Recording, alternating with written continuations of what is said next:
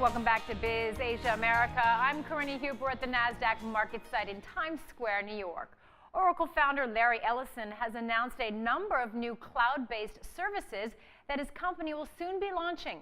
Ellison just took center stage at the Oracle Open World Conference in San Francisco. Mark New joins us from San Francisco for the latest. Mark? Karina, at 68 years old, the world's sixth richest man is showing no signs of letting up on the competition. Larry Ellison has long blasted companies for offering cloud computing services. Ironically, he's just launched several cloud computing services of his own, which, among other things, take aim at Amazon's cloud services.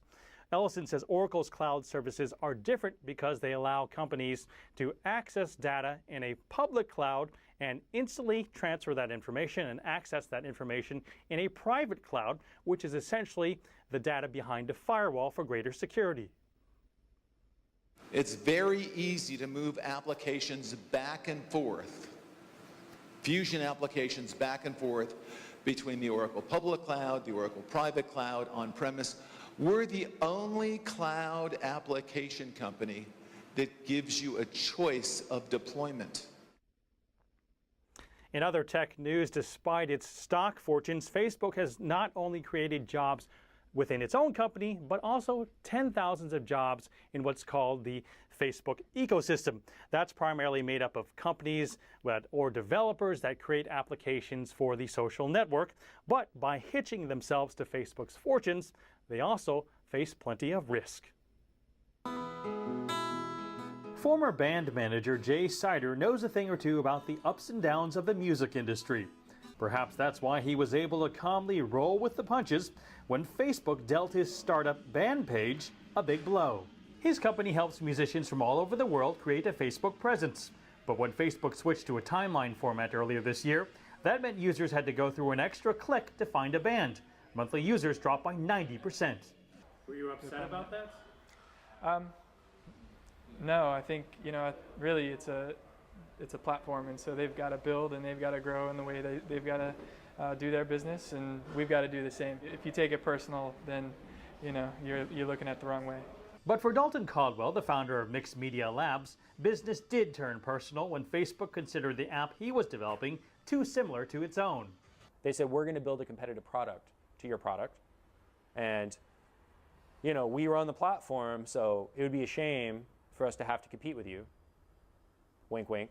Caldwell wrote an open letter to Facebook founder Mark Zuckerberg, saying your team doesn't understand that being good neighbors versus implying that you will destroy someone's business built on your open platform are not the same thing. The platform risk of building on top of Facebook was simply too high, and it was not worth doing, and that I, personally speaking, am no longer interested in building. Caldwell's company broke ties with Facebook and created App.net, a real-time social platform that allows developers to build apps on top of it, such as games, news feeds, and chat. App.net differs from Facebook's model by charging a membership fee. Caldwell says the more fees they collect, the more apps are developed, the more users sign up. And so we end up with this wonderful cycle of everyone benefiting from the growth, whereas in an ad-supported case, the platform must capture a great deal of the value. And again, in like Facebook's case, they're going to need to make dramatically more money per user than they are right now.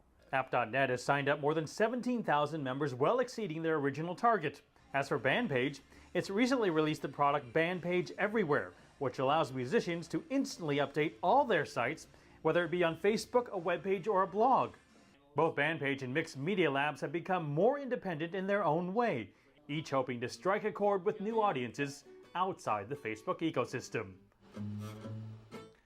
BandPage founder Jay Sider did not reveal to me whether they managed to recover the audience they lost with BandPage Everywhere, but he says he's happy where they are and he harbors no ill will toward Facebook.